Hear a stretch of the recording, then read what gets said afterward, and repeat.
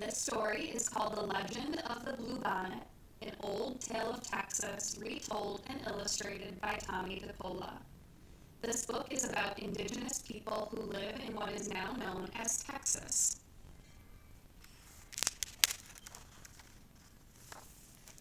The Legend of the Blue Bonnet.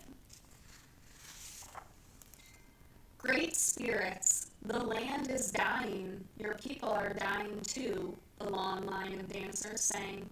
Tell us what we have done to anger you. End this drought, save your people. Tell us what we must do so you will send the rain that will bring back life.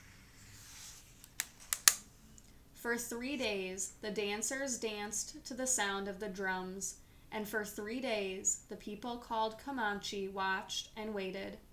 And even though the hard winter was over, no healing rains came.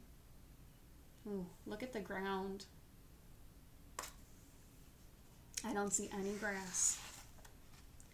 Drought and famine are hardest on the very young and the very old. Drought is when there is no water for you to drink. Famine is when there is very little food for you to eat. Among the few children left was a small girl named She Who Is Alone. She sat by herself watching the dancers. In her lap was a doll made from buckskin, a warrior doll. The eyes, nose, and mouth were painted on with the juice of berries. It wore beaded leggings and a belt of polished bone. On its head were brilliant blue feathers from the bird who cries, "Jay, Jay, Jay."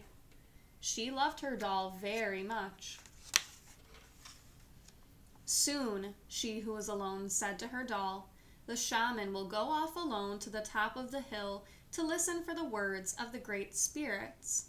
Then we will know what to do so that once more the rains will come and the earth will be green and alive. The buffalo will be plentiful and the people will be rich again."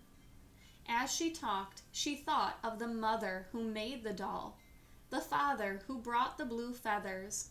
She thought of the grandfather and the grandmother she had never known. They were all like shadows. It seemed long ago that they had died from the famine. The people had named her and cared for her. The warrior doll was the only thing she had left from those distant days. "The sun is setting," the runner called as he ran through the camp. "The shaman is returning." The people gathered in a circle, and the shaman spoke.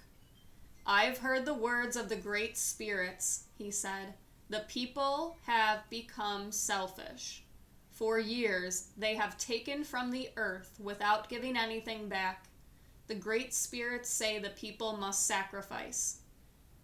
We must make a burnt offering of the most valued possession among us. The ashes of this offering shall then be scattered to the 4 points of the earth, the home of the winds. When this sacrifice is made, drought and famine will cease. Life will be restored to the earth and to the people."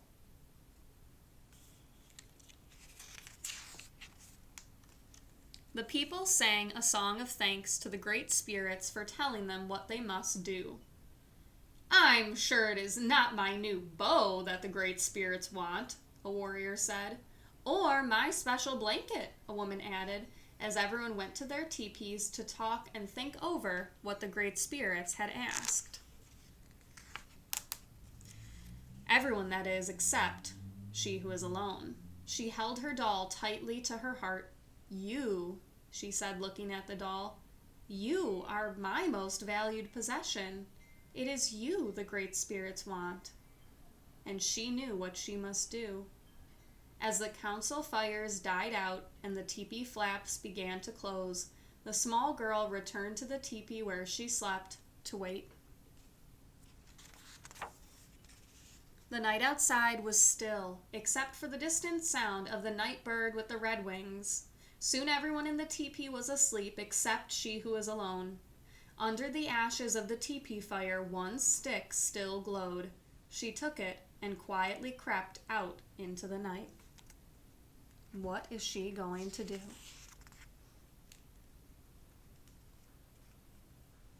She ran to the place on the hill where the great spirits had spoken to the shaman. Stars filled the sky, but there was no moon.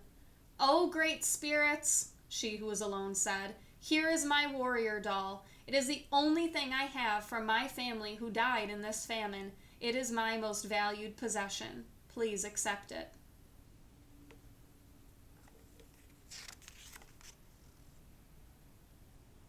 Then, gathering twigs, she started a fire with the glowing fire stick. The small girl watched as the twigs began to catch and burn. She thought of her grandmother and grandfather, her mother and father, and all the people, their suffering, their hunger. And before she could change her mind, she thrust the doll into the fire. She watched until the flames died down and the ashes had grown cold.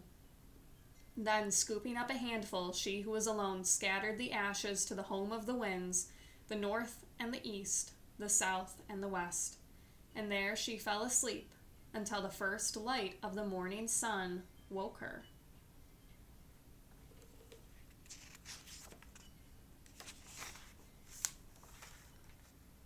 She looked out over the hill, and stretching out from all sides where the ashes had fallen, the ground was covered with flowers, beautiful flowers, as blue as the feathers in the hair of the doll, as blue as the feathers of the bird who cries, "Jay, Jay, Jay."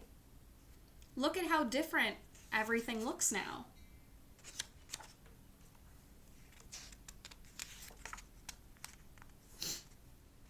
When the people came out of their teepees, they could scarcely believe their eyes. They gathered on the hill with she who was alone to look at the miraculous sight.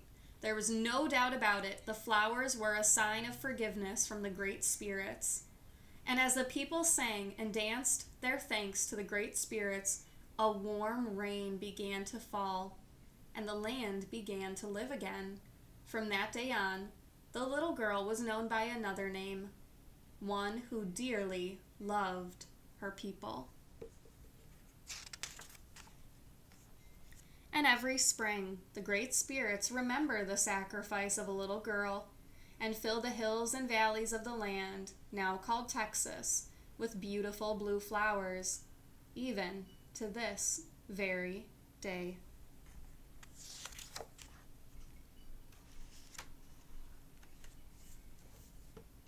And that was the legend of the Blue Bonnet.